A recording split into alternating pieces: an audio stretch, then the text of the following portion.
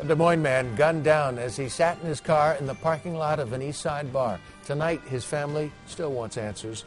They're the answers that they've waited 20 years for and are still hoping for a break in the case. Police believe there were witnesses, but few are talking. Aaron Brilbeck has the story in tonight's Cold Case. 20 years have come and gone since John Jeffery was brutally murdered out in the parking lot of this old Des Moines bar. The bar has since closed. The killer is still on the loose, and Jeffrey's daughter has been forced to grow up without her dad. I love you and I miss you very much. As a child, Shannon Jeffery was her daddy's little princess. That ended when Jeffrey was killed. His daughter was just 12.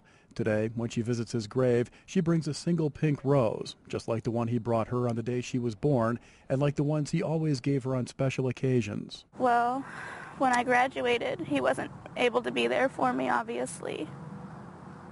So my mom got me a little bouquet of pink roses with a card. It said, "Love, Dad." John Jeffery always had a wild side and got into a little bit of trouble, but loved ones say he always put his family first. John did whatever he could, to make sure, they were taken care of. And he used to go donate blood when he had to make things, to make ends meet. It was that desire to care for his family that may have led to Jeffrey's murder. It was May of 1990, and Jeffrey's wife had been sick and in the hospital. Bills were piling up, and Jeffrey was desperate. That's when he found out that a couple of guys that owed him money were drinking at Leo's bar on East 12th Street. He went over to confront them, but they laughed at him. So Jeffrey went home to get a sawed-off shotgun. He told his wife just to scare them. That was the last time she saw him alive. Jeffrey was found the next morning sitting in his car at the parking lot of Leo's. A single gunshot wound to his head. His shotgun was found in the nearby bushes. Shannon remembers being pulled from class the next day as her principal broke the tragic news. She just told me that there had been an incident and my father was no longer with us.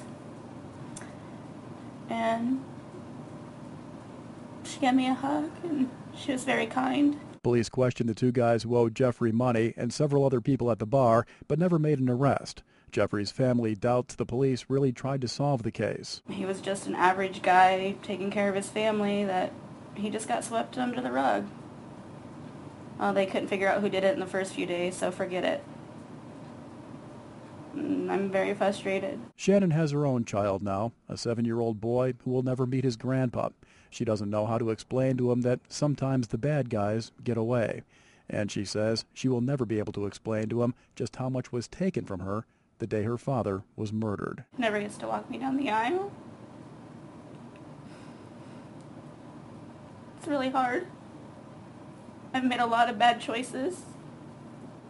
I really needed him. I needed a dad. Aaron Brilbeck with tonight's Cold Case. We asked Des Moines police about the case. They haven't gotten back to us, but officers have told us in the past that because of budget cuts, they are not reopening any cold cases right now.